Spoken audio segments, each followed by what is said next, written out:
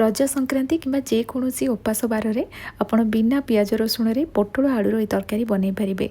पोटल रसा ठारू किसी कम लगभग बहुत बढ़िया टेस्ट लगे। ए काजू नड़िया ये सब जिन आम कि भी पकईबानी तथापि तरकारी खावाई टेस्टी लगे सी भी बिना पियाज रसुण निहाती भाव में ट्राए करेंगे। से वीडियो को एंड जाए देखूँ। रेसिपी पसंद आसिले प्लीज़ वीडियो को लाइक शेयर करदे। चैनल नुआ थे सब्सक्राइब करने फेसबुक पेज रे देखुले निश्चित भाव में फॉलो करनी। चलतु स्टार्ट करेंगे आज रेसिपी। यही तरकारी तैयारी करने प्रथम आम पोटल को भल भाव धोई नवा। धोई सारापर पोटलर साइड पोर्शन को काटिकी एमती मझिरू मझिरू तार चोपा को बाहर करना। एबे इथिरे कट लगेबा और पोटल को काटिला बेले तार मझी पोर्शन जाए आम कट लगेबा। तो ये पोटल रेडी हो गला। ये टाइप सब पोटल को आम रेडी करनबा। ये मु दीटा आलू नहीं आलू को भल भाव में धोईकी क्लीन करदे। ये मु चोपा रखिकी आलू को काटुची। आपड़ चाहिए तार चोपा को बाहर करें। गोटे आलू को मुझे 4 खंड करनेली। ताको अत्यधिक छोट करवानी एमती बड़ बड़ पीस रे रखिबा। पोटल आलू ये सब जिनस रेडी हो गला। एबे चलतु या आम भाजी नवा। से रिफाइन तेल नहीं गली। तेल भल भाव में गरम है आम आलू आड करवा। आलू को भाजिला बेले या कभर लगेबानी एमती हाई फ्लेम रे ताकू किछ समय भाजिला परे मीडियम फ्लेम रखी या आम लास्ट जाए फ्राए करवा। जमती आलू रे भल कलर पड़े आसो आ आलू भाजी हवा भितर ये सीझी भी जीव। आलू देखो पूरा गोल्डन कलर होगी भाजी हो गला। या भाजिला बेले ए हलदी गुंड लंका गुंड कि लुण ये सब जिनस किसी भी दबा दरकार नहीं। एमती ही ताकू आम भाजवा। ये देखो आलू बहुत बढ़िया से भाजी हो गला। या आम बाहर करनबा। एबे एथिरे आम पोटल आड करवा। पोटल पकईला या आम हाई फ्लेम रे किसी समय भाजवा। हल्का यहाँ भाजी होपर मीडियम फ्लेम रे या आम शेष पर्यंत भाजवा। पोटल भाजी है बेले एथिरे हलदी गुंड लंका गुंड कि लुण ये सब जिनस किसी भी पकईवा दरकार नहीं। एमती ही ताकू आम भाजवा। आपड़ चाहिए पोटल को डीप फ्राए करेंगे कि एमती अल्प तेल देके भाजी पारे। ये देखो पोटल बहुत बढ़िया से भाजी हो गला।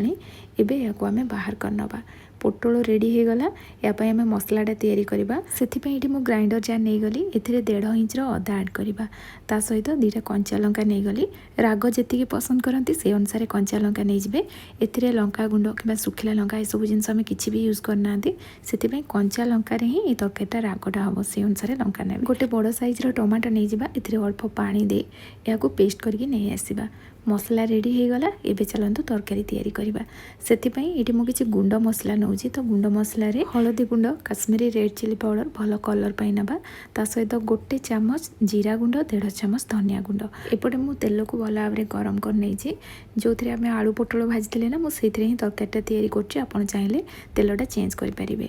गोटा गरम मसला रे ये तेजपत्र दालचीनी 2टा गुजराती गोटे अलैच 3-4टा लवंग गोटे छोट चामच जीरा दे तेल रे आगु आम किछि सेकेंड पाई भाजी नबा। लो फ्लेम रे भाजीबा। हेले ये गोटा गरम मसलार फ्लेवरटा तेल रे बहुत बढ़िया से पड़े आसो। जो गुंड मसला को आम रेडी करते एबे ताकू ऐड करबा। और गैस रो फ्लेम ये पूरा लो रखिथिबा। लो फ्लेम रे किछि सेकेंड भाजिला परे ही आम जो मसला रेडी करते ना ताकू ऐड करबा। जो टमाटो पेस्टटा एबे सब जिनस को भल भाव में मिक्स करनबा। टमाटो रे आम पानी देके ताकू बाटी थिले सेति गैस रो फ्लेम हाई रखी या कंटिन्यूअसली चलेबा।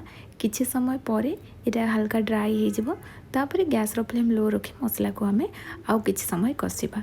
तो ये देखो मसला भल भाव में कषि हो गला। एबे तरकारी आम सबुठ मेन जिनस ऐड करवा जहाँपाई ये तरकारी टेस्ट बहुत बढ़िया आसो सी भी बिना पियाज रसुण। तो ये मु बादाम को पेस्ट करके ऐड करी। से केमती कौन या रेडी करी मुझे देखई दूसरी। ये मुझे 2 मुठा बादाम नहीं गली।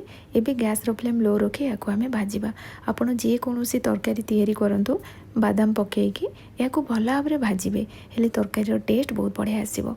लो फ्लेम रे ये मु किस समय भाजिला पर देखो बादामटा फाटी फाटिका गला। तमाने बादाम बहुत बढ़िया से भाजी हो जाइए। एबे या आम ठंडा करदबा। ठंडा कलापर यार चोपा बाहर करनबा। तापर एथिरे पानी दे या आम फाइन पेस्ट करनबा। बादाम पकईले तरकारी टेस्ट केमती कौन लगे से भावेनि बहुत बढ़िया टेस्ट लगे। किंतु मसला को आम भल भाव में कषिबा हेले तरकारी पूरा टेस्टी तैयारी हम। तो ये आम बादाम पेस्ट रेडी हो गला। एपटे देखो मसला भी कषि हो जाता जो टमाटो पेस्ट आम पकई थे।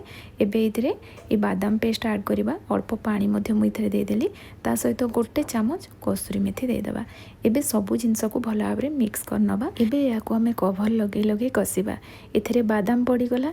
यहाँ बहलिया हो बहलिया होला परे ना उपरको छिटकिबो सेतिपई याको आमे कवर लगे लगे कसिबा जेपर्यंत यार कंचा स्मेलटा न जाइछि आ तेल सेपरेट न होइछि सेति पर्यंत याको आमे कसिबा कवर लगौथिबा किंतु मझिरे मझिरे ना आपण अल्प समय भितर कवर ओपन करके याको चलौथिबे कारण बादाम पड़िछि नले तळु लागि जिवो तळु लागि गले तरकारी टेस्ट खराब हे जिवो।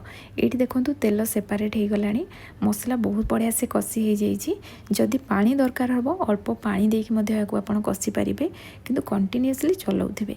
एबे आमे एथिरे पोटल आलू पकाई दबा ता सहित स्वाद अनुसार लुण no onion no garlic curry powder गोटे छोट चामच ऐड कली सबु जिनस को एबे मिक्स करनबा। पोटल आलू सिझिबा पई आउ किछि बाकी थिला मसला सहित ताकू कसी कसी एमती कवर लगे कि ही सिझेबा मसला सहित एटा जते भल से कसी हबो तरकारी टेस्ट भी बहुत बढ़िया आसीबो। जदि लागुची मसला ड्राई हे जाउची आपण अल्प पानी देके याकू कसी परिबे मु मझिरे अल्प पानी पकेइथिली और एठी पोटल आलू बहुत बढ़िया से कसी ହେଲା ପରେ एथिरे आमे गरम पानी ऐड करिबा। तरकारी केते बहलिया चाहुचंती किबा केते पतला चाहुचंती से अनुसार पानी देके याकू एडजस्ट करिवे। पानी देला परे गैस रो फ्लेम लो रखी याकू 3 रु 4 मिनिट जाय आमे फुटेबा। एठी देखंतु तरकारी रेडी हे गलानी लास्ट एथिरे आमे धनिया पत्र दे दबा। एटा एतिकी बहलिया अछि किंतु ठंडा हैला परे ना एटा टिके ठीक हे जाय तो से अनुसार गरम थिबा अवस्था रे ताकू अधिक बहलिया रखिबेनी नले ठंडा हैला परे पूरा बहलिया हे जिवो एटा। तो एठी देखंतु पोटल आलू तरकारी बिना पियाज रसुन रे रेडी हे गला। जे कोनोसी ओसा बार किबा आगु को रज संक्रांति आछि संक्रांति दिन मध्ये ए रेसिपी को बनै परिबे। बनैला परे केमति लागिला निश्चय कमेंट सेक्शन रे जणाइबे। पुणी आसीबी नुवा रेसिपी नै कि सेति पर्यंत रहउची। धन्यवाद।